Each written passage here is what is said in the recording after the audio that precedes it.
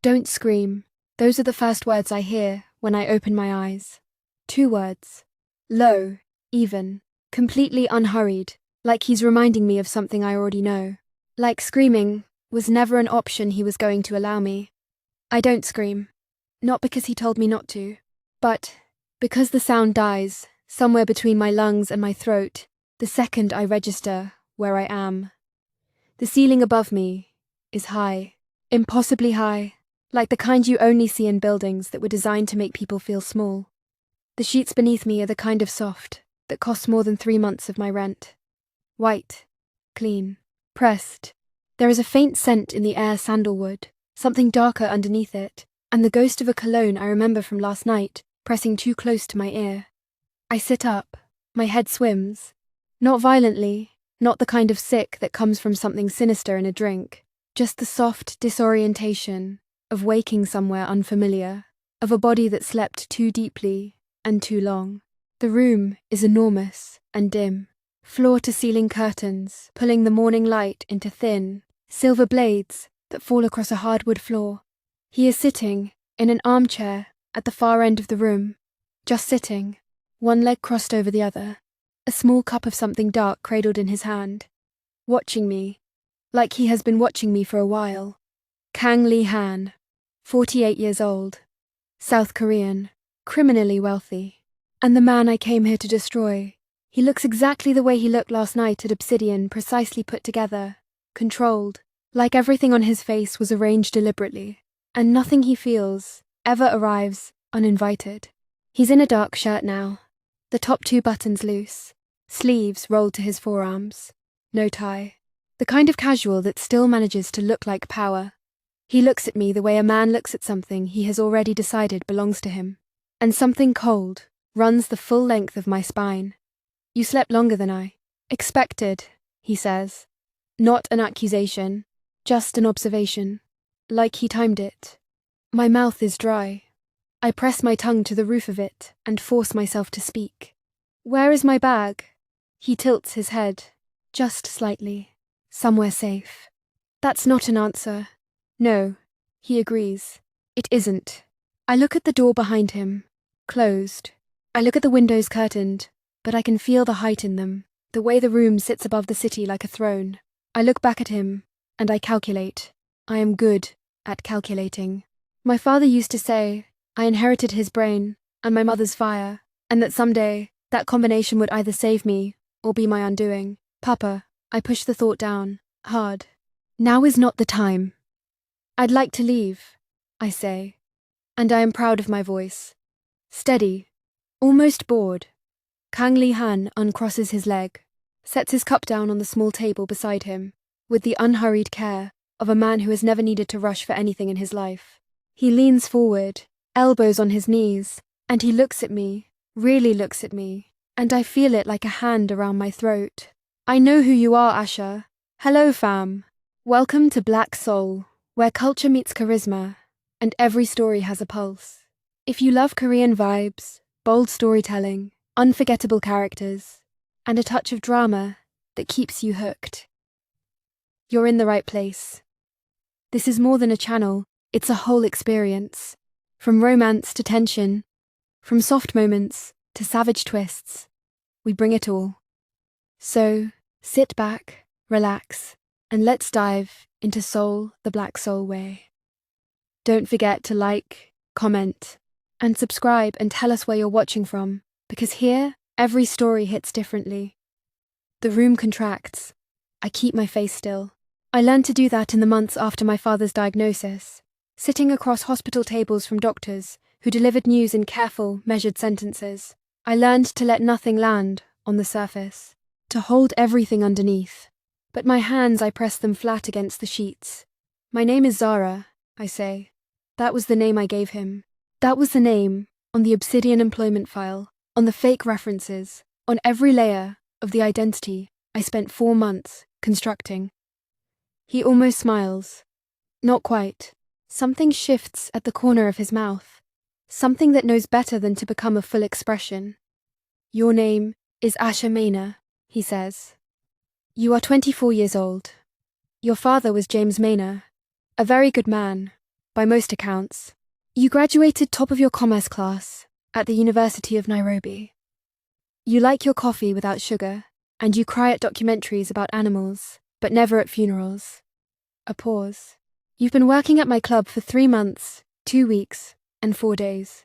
You wormed your way from the bar to the stage in 6 weeks, which is faster than anyone has managed in the history of that venue.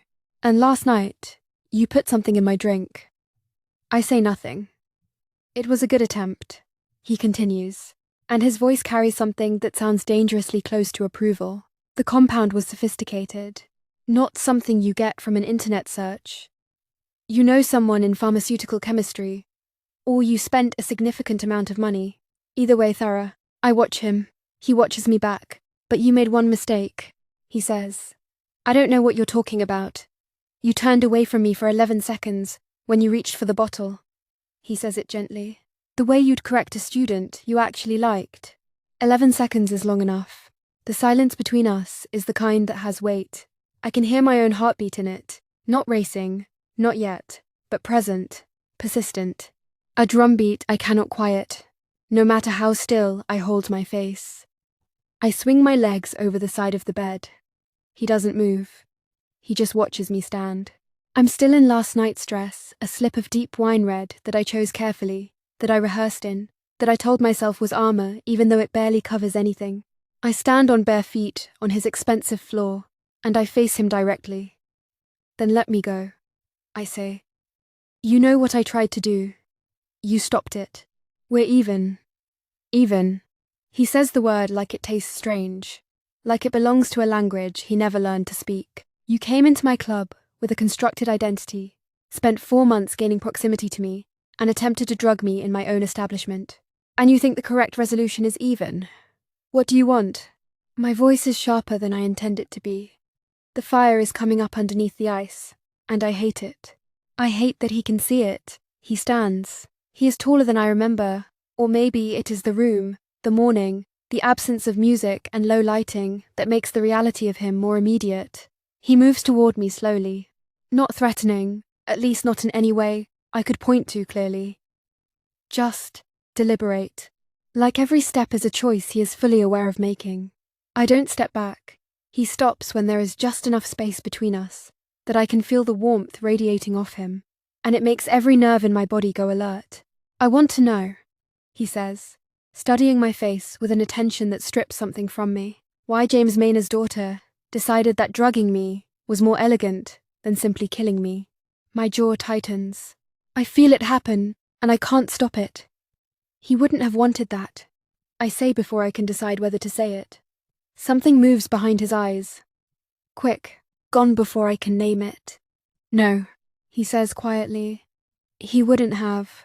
And that is the moment everything fractures, because the way he says it, my father's name, inside his voice, with something that sounds real, makes the cold inside me crack at the seam.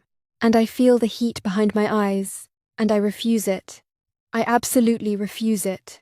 I will not cry in front of this man. I will not give him that. I turn away. I walk to the window and I pull the curtain back just enough to look out, because I need something to do with my body that is not standing in front of him. The city stretches below me, enormous and indifferent. We are very high up. You bought his shares? I say to the glass. When he was sick, when he was too tired to fight back, you waited until he had nothing left, and then you took the last thing he had that was worth anything. I made him an offer.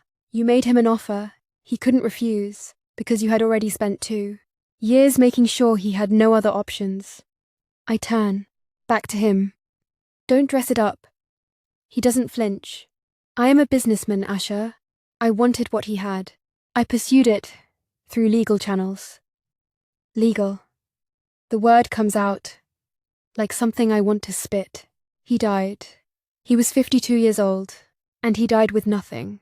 And you want to stand there and say legal to me, he died of lung cancer. His voice is still even, still controlled, but something underneath it is less certain than it was a moment ago. He was a smoker for 30 years. He was a fighter for 30 years. I say, and you took the fight out of him. There is a difference, and you know it. The silence afterward is different from the one before. It has an edge to it now, a rawness. We are standing on opposite sides of something that cannot be bridged by anything as simple as reason. He looks at me for a long moment. "Sit down," he says. "No, Aisha," I said. "No." I fold my arms across my chest. "I'm not going to sit in your chair and have a civilized conversation with you, like you didn't just tell me I'm locked in your penthouse. What exactly is happening here? What do you plan to do with me?" He tilts his head again. That slight, infuriating tilt. "Nothing you don't agree to." A laugh escapes me, short and sharp, and entirely without humor. "Nothing I agree to. And if I don't agree to anything, then you stay." I stare at him. "You can't keep me here. I own this building," he says simply. "I own the 6 men outside that door. I own the elevator code, and the stairwell access, and the security desk in the lobby. Practically speaking, I can keep you here for as long as I choose." My pulse spikes. I feel it at my wrists, at my throat. "That's kidnapping," I say. "Yes." He agrees pleasantly. "And what you did last night was attempted assault. We are, as you said, even." I want to throw something at him. I want to find the most expensive thing in this room and hurl it at that composed, infuriating face. I want to feel something break. Instead, I breathe. In through my nose. Out through my mouth. My father's voice in my head. "You are not your anger, Asha. You are what you do with it. What do you want?" I ask again. This time, it's quieter, more deliberate. He crosses to the small table near the armchair and picks up his cup again. He takes a sip. He is completely at ease, in a way that should be impossible, given what we are currently discussing, and I find it both maddening and, in some distant, traitorous part of my brain, uncomfortably compelling. "I want to talk," he says. "That is all. For now. For now." I repeat. That's a very deliberate phrasing. I am a very deliberate person. I look at him, at the steadiness of him, the absolute, unruffled certainty with which he occupies every room he enters. I spent 4 months watching him from across a club, from behind a bar, from a stage learning his patterns, his preferences, the way he held his glass, and the way he dismissed people who bored him. I thought I knew him, but the Kang Lihan I researched was a public document, a curated performance. This man in front of me, this quiet, watchful, entirely unafraid version, this is the original. And the original is something my research did not prepare me for. "Fine," I say. "Talk." He gestures toward the armchair. The invitation is unhurried, patient. I walk to the chair, across from his, and I sit. I sit the way my mother taught me, straight-backed, composed, like I chose this, like I arrived here on purpose. He sits back down in his own chair, and for a moment, he just looks at me, and the weight of it is extraordinary, not aggressive, not predatory, exactly. More like curiosity, genuine, unsettling curiosity, the kind that makes you feel like you are being read. "How long were you planning it?" he asks. "Since the day we buried him?" I say. "No point lying now. He has the file. He has everything." "5 months. Yes." He nods slowly, like this confirms something he suspected. "And the staging. The plan to have me arrested. You thought through the details." "Every detail," I say, and I hold his gaze. "I thought through every detail for 5 months. What did you think would happen afterward?" he asks. "If it had worked, if I was in a cell, what did you think that would give you?" I open my mouth. I close it. It's the one question I didn't fully answer for myself. I know the plan. I know every step of the plan, but the thing waiting on the other side of it. I never let myself look at that directly, because I was afraid of what I would see. Emptiness, probably. A life with a finished revenge, and a father still gone. "Justice," I say finally. He considers this. For whom? For him. James is dead, Asha. He doesn't experience justice. I know that. I snap. I know he's dead. I was there. I held his hand when I stop. I press my molars together, For me then. For me. He doesn't respond immediately.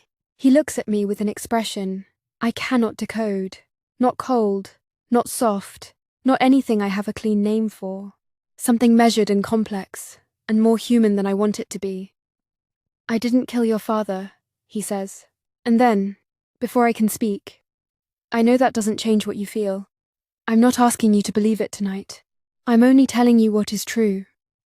What you did is something we can discuss, at length, over time.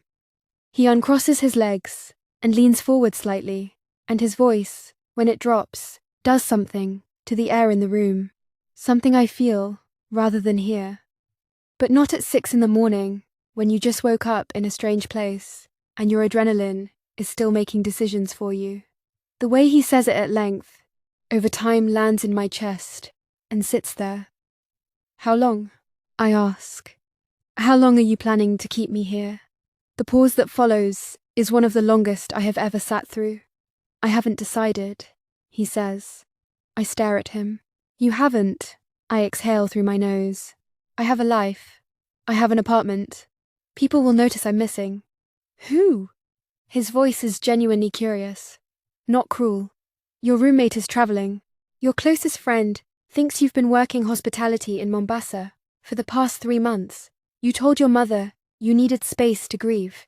You covered your tracks very well when you built your cover identity. Unfortunately, you covered them so well that no one is expecting to hear from you. I feel it like a drop in temperature. The thoroughness of it. The completeness. He knows. He knew everything before I walked through the door of his club. And he let me come anyway. The realization rearranges things. It rearranges the whole architecture of the last 4 months in my head. Every night, I spent dancing on that stage, performing ease, catching his eye, and letting him catch mine the whole time I thought I was the one with the plan. The whole time I thought I was casting the line. You were never in danger, I say, and it comes out smaller than I want it to. No, he confirms. You let me. You watched me do all of it. The indignity of it ignites something sharp in my stomach. You could have had me removed from the club, at any point. You could have had me arrested. Why didn't you? He looks at me for a long moment, and I see something in his expression that is new. Something that is not quite caution, but lives in the same neighborhood. I was curious, he says. About what? About you. The 2 words sit between us like a lit match. I don't know what to do with them. I don't want to know what to do with them. I came here to ruin this man. I came here with a plan and a purpose, and a grief so heavy it became architecture, became the structure around which I built every waking hour.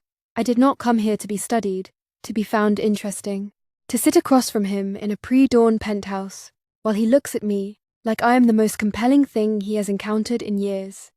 That's not a good enough reason. I say, it's the honest one. I don't want your honesty. I want to go home. You can have both, he says. Eventually. Eventually. I echo. What does that mean, eventually? Tomorrow? Next week? Are you going to keep me locked in this room? You're not locked in this room. He stands. I tense. He moves toward the door, and I watch him as he reaches it and opens it, revealing a hallway beyond, softly lit. He steps back. You're free to move through the apartment. The main entrance requires a code I haven't given you, and my men are on the lobby floor, but the apartment itself is yours. I look at the open door, then at him. A very generous cage, I say. The corner of his mouth does that thing again, that not quite smile, that I find infuriating, specifically because it isn't performed. You're not a prisoner, he says. You're my guest. Guests can leave. Not when they've put compounds in their host's drink. He says it lightly, pleasantly, like it's the punchline to a joke only he heard. Rest, Asha. There's a bathroom through that door. Whatever you need will be there. We can speak more later. And then he leaves. He walks out, and he leaves the door open, the hallway door, at least. And I sit in his enormous chair, in his enormous room, with the city spread out below me, and the silence pressing in, and I feel the full weight of where I am settle onto my shoulders, like something physical. I pressed my hands to my thighs, to stop them from shaking. I failed. 4 months. Every calculation, every step. Every night I smiled at men who thought they could buy a piece of me while I watched his table from the stage. Every time I went home to my small apartment and sat on the bathroom floor at 2 a.m. and cried for my father until there was nothing left, and then got up and went back to being Zara, all of it. And I failed before the plan even began, and now I was here, in his home, in his space, completely without leverage. I got up, not because I had a plan I didn't, not yet, but because sitting still felt like surrendering to the panic, and I couldn't afford that. I walked into the bathroom he mentioned, and it was exactly as opulent as everything else in this apartment. I turned on the tap and let cold water run over my wrists and looked at my face in the mirror. I looked like myself. That surprised me, somehow. I expected to look different, smaller, diminished, the evidence of last night's failure written on me visibly. But I looked like Ashimena, tired, yes, jaw still set, eyes still burning, still here. I pressed the cold cloth to the back of my neck and breathed. He knew who I was, and he let me in anyway. That meant something. I didn't know what yet, but it meant something. A man like Kang Lee-han didn't act without reason. Every decision he made served a purpose. He didn't keep me here for sentimentality. He wanted something. The question was what? And the more frightening question, the one I pressed flat and refused to examine fully, was why the thought of finding out didn't scare me the way it should have. I came back out of the bathroom and found a set of clothes folded on the bed. My size, a white top, dark trousers, soft slippers. No note, just the clothes, placed neatly, like they were expected. He knew my size. Of course he did. I dressed slowly, methodically, and when I was done, I stood in the center of the room and thought about my father, about the way he used to call me on Sunday mornings, about the sound of his laugh, about the specific quality of the silence after the doctors gave us the news. The kind of silence that changes the molecular composition of a room. I thought about what he would tell me now, if he could, and then I walked out into the hallway to see what my gilded cage looked like in the daylight. The apartment was larger than I had accounted for. The hallway opened into a living space that was all open angles and low furniture and the kind of intentional emptiness that said money so fluently it didn't need to shout. Floor-to-ceiling windows on 2 sides, the city in the morning light, towers and traffic, and the ordinary life of 10 million people going about their business below me.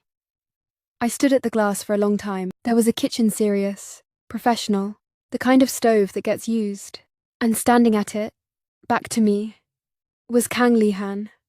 He was cooking. That detail was so unexpected, it stopped me in the doorway. The most powerful man in the room I was not supposed to be in was standing at a stove in his expensive apartment, making what smelled like eggs and something savory. And he did not acknowledge me immediately, just continued what he was doing, with the same deliberate calm that he applied to everything else. I stood there for 3 full seconds, not knowing what to do with the domesticity of it.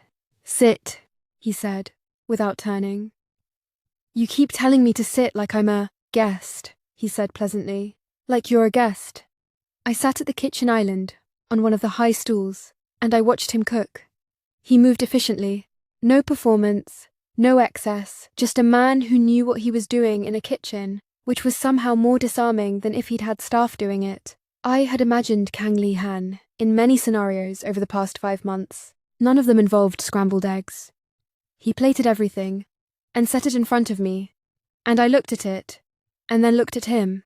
I'm not going to drug you, he said. Very dry. I picked up the fork, not because I trusted him, but because I was hungry, and because refusing it would feel like conceding a point I didn't want to concede. He sat across from me with his own plate, and we ate in a silence that was strange, not hostile, not comfortable, exactly, but strange in the way that 2 people who've orbited each other from a distance and now find themselves at the same table find it strange. All the narrative distance collapsed into 4 feet of kitchen island. You knew my father, I said finally. Not a question. He looked up. We were adversaries for 11 years. That's not the same as knowing someone. No. He considered this. But it becomes a kind of knowing. You track a competitor long enough. You learn how he thinks, what he values, what he won't compromise on. A pause. Your father had very clear lines. He was stubborn to a fault, and it cost him in negotiations. But there was a kind of integrity to it that I found interesting. I set my fork down. Don't do that. Do what? Speak about him like you admired him. You took everything from him.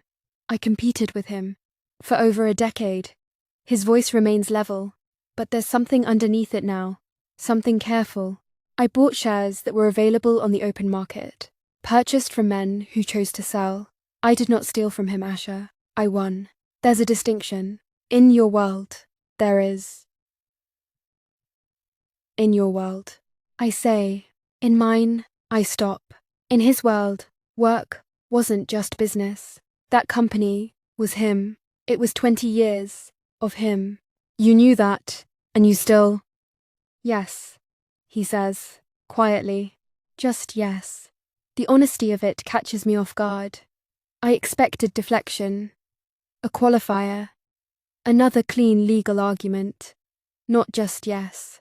Like he knows exactly what he did, and he isn't going to pretend otherwise. I look at him. He looks back. Then why? I ask. My voice is lower now, less combative. Something real working its way up through the calculation. If you knew what it meant to him. Why? The silence stretches. Because I wanted it. He says, and for the first time, there is something in his voice that sounds like it costs him something to say.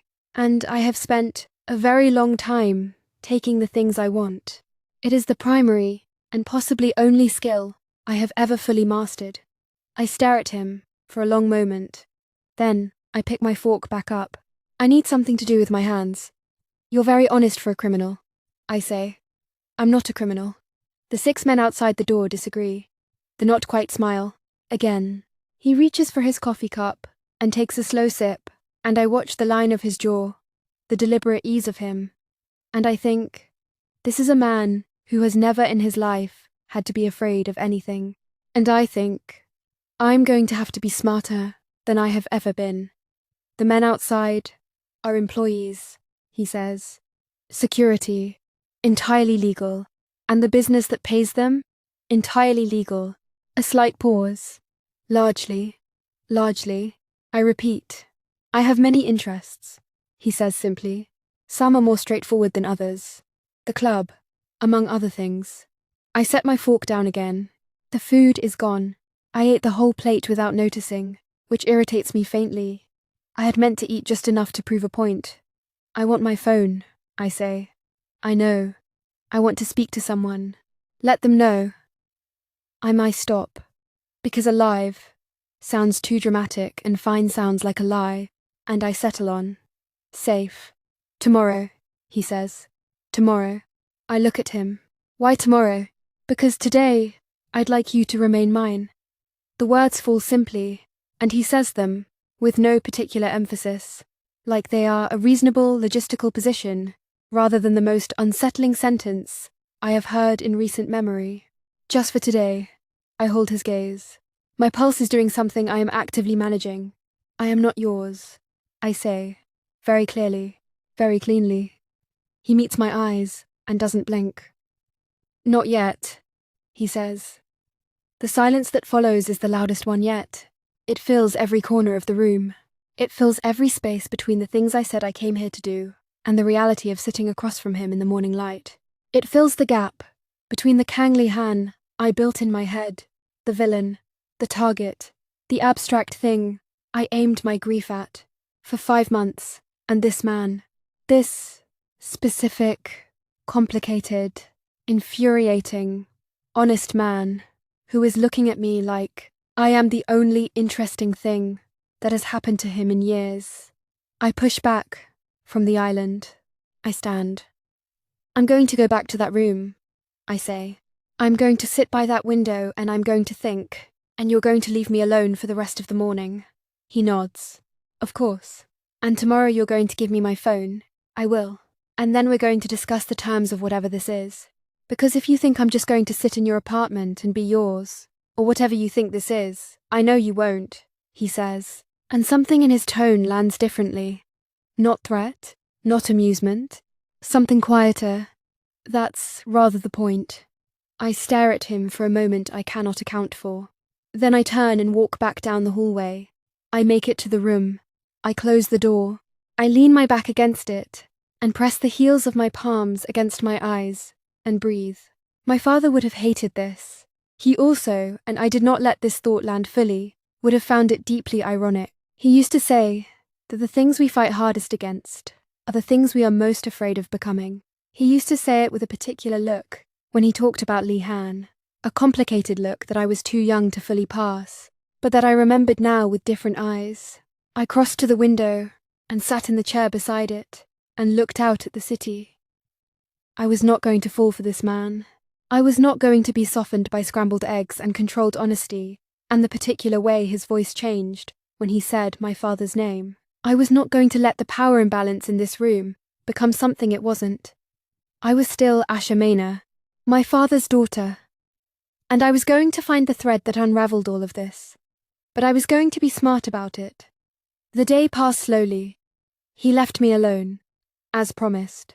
Meals appeared. I found them on the kitchen counter when I drifted out at midday, at evening. No ceremony, no summoning, no performance. Just food, precisely timed, and the quiet of the apartment around me. He worked. I could hear it, in the way sound moved through the space. The low register of calls taken in another room. The occasional muffled exchange in Korean. The complete focused absence of a man doing something with his whole attention. I told myself I was not listening for the shape of him through walls. I was assessing. That was different. At some point, in the late afternoon, I found a bookshelf in the living room. Ordered. Multilingual. English. Korean. A few in French. I pulled something out without looking at the title and sat on the long low sofa and read without absorbing a word, because what I was actually doing was thinking. He knew who I was before I arrived. He owns the club where I worked. He has significant security and resources. He told me I am free to move through the apartment, but cannot leave. He fed me breakfast, left me alone, gave me no ultimatum beyond stay today. And he said, "Not yet." I turned that over and over. Not yet. It should have been purely threatening. It should have raised every alarm in my body simultaneously. And it did, but it did something else too. Something I was less willing to examine in the light. Something that had no place in the story I came here to tell. At 7 in the evening, he knocked on the open door of the living room. I looked up from the book I wasn't reading. He had changed. Dark trousers, a grey shirt, still that deliberate ease. He was holding 2 glasses of something amber. "I don't drink," I said immediately. "I know." He held up 1 glass. "It's ginger tea.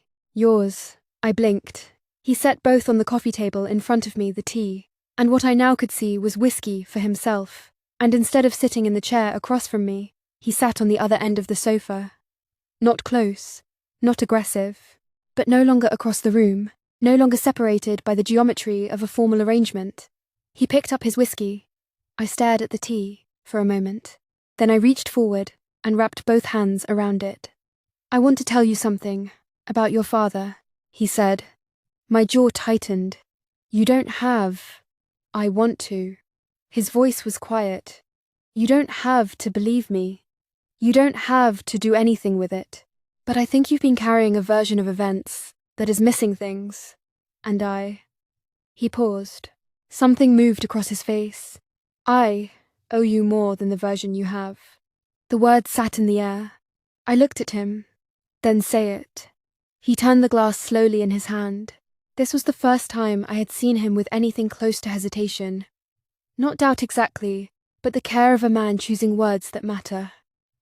"James and I were in business together," he said. 12 years ago. A joint venture in port logistics. Nothing glamorous. It lasted 18 months. It ended badly. I stared. My father never mentioned no. He wouldn't have. A pause. We were partners, and then we were not. And the reason we were not is something that has more than one side to it. Neither of us came out clean.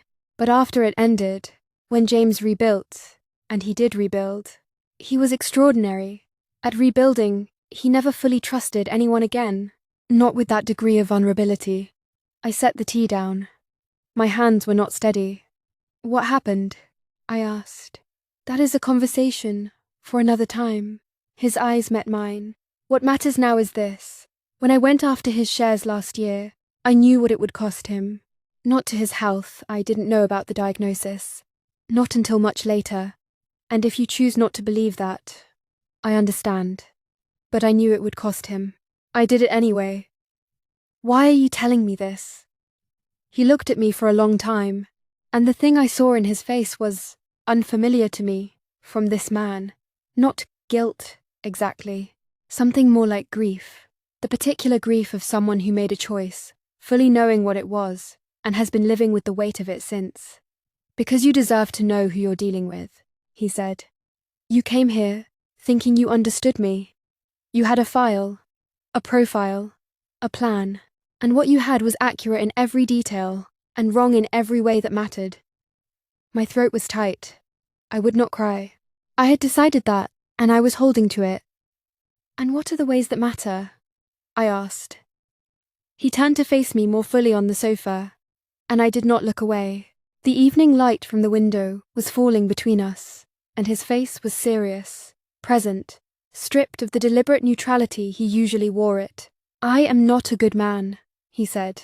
I want to be honest about that with you, of all people. I am precise, and I am controlled, and I am capable of warmth, in very specific circumstances, but I am not good in the way your father was good. I don't have his particular kind of conscience. He paused. But I am not the monster you came here to slay, and I think you already know that, which is what frightens you. The air between us was very still. You don't know what frightens me, I said quietly. No, he agreed. But I intend to.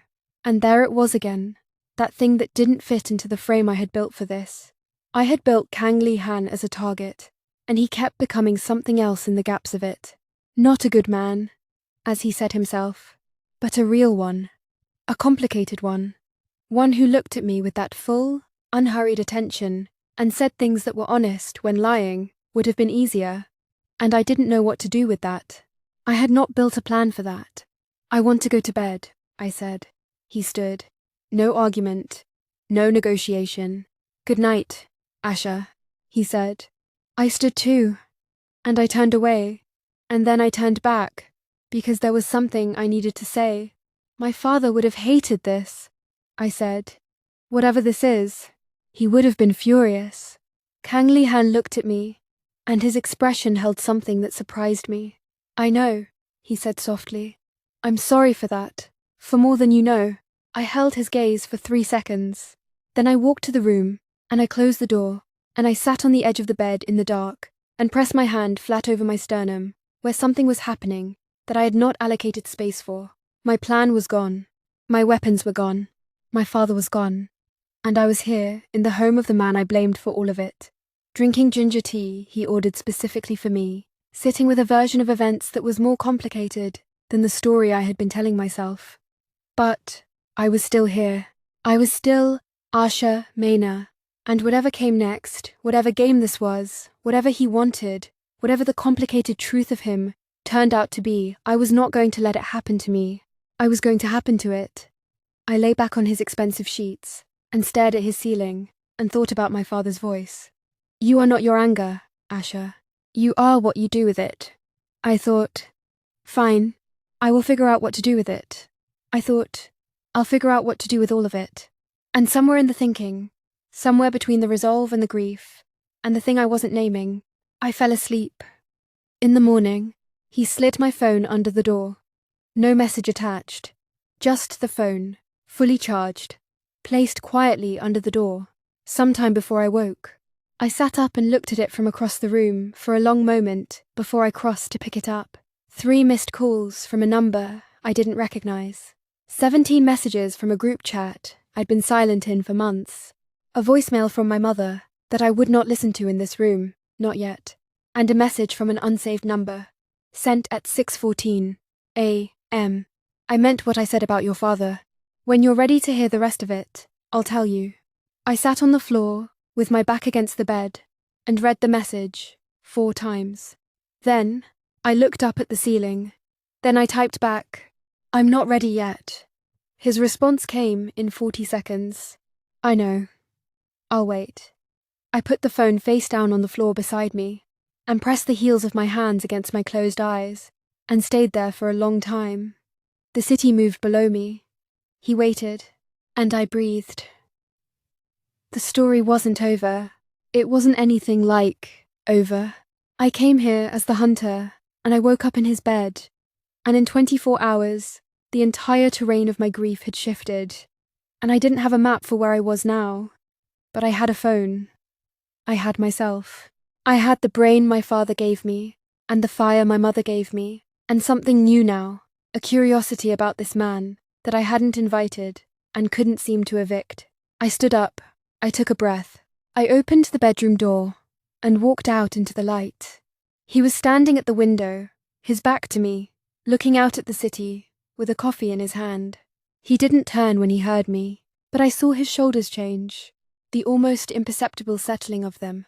Like a man who has been waiting for a door to open, "I want to hear it," I said. He turned. "The rest of it," I said. "About my father. About what you didn't tell me. I want to hear all of it." He looked at me for a long moment, and for the first time, in the full morning light, I saw something in his face that was not control and was not composure. It looked like relief. "Sit down," he said. This time, I didn't argue. And that's where we're leaving it for part 1. She sat down. He started talking. And nothing was ever going to be the same for either of them after that. If this story has you in a chokehold already, subscribe. You don't want to miss part 2. Drop a comment below telling me, do you think Asha can stay objective? Or has Kang Lee-han already won? And if you're watching this after binging multiple parts, hello, you're one of us now. I'll see you in the next one.